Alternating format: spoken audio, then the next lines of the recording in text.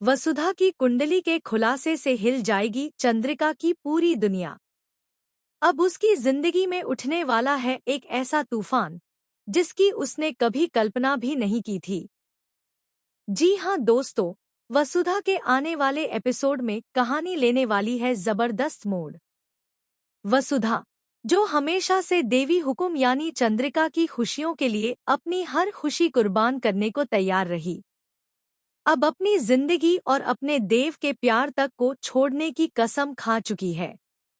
उसे बस इतना चाहिए कि चंद्रिका मुस्कुराती रहे। लेकिन देव के दिल में तो सिर्फ वसुधा ही बसती है।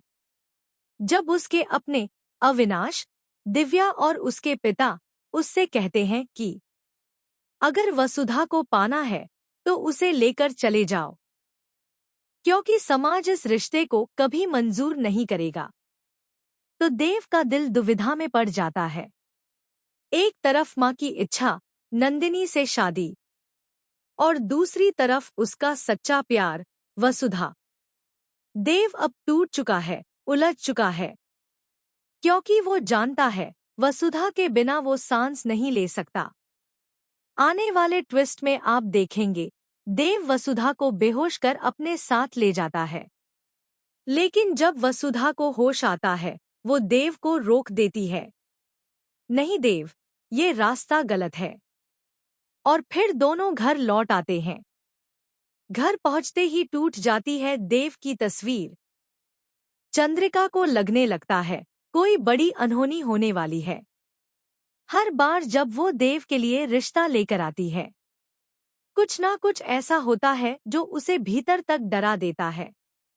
उधर दिव्या के पिता सबके सामने सच बोल देते हैं। देव और वसुधा एक दूसरे को पसंद करते हैं, पर चंद्रिका मानने को तैयार नहीं। वो कहती है ये दोनों सिर्फ अच्छे दोस्त हैं। लेकिन जब वो पंडित जी से मिलती है तो जो सच सामने आता है वो सुनकर चंद्रिका के पैरों तले जमीन खिसक जाती है।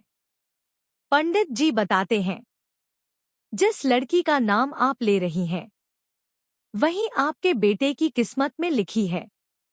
देव और वसुधा की कुंडलियां एक दूसरे से मिलती हैं। आपका बेटा आज जिंदा है तो सिर्फ उसी लड़की की वजह से। यह सुनकर चंद्रिका निशब्द रह जाती है। क्या वसुधा वाकई उसके बेटे की जीवन संगिनी है?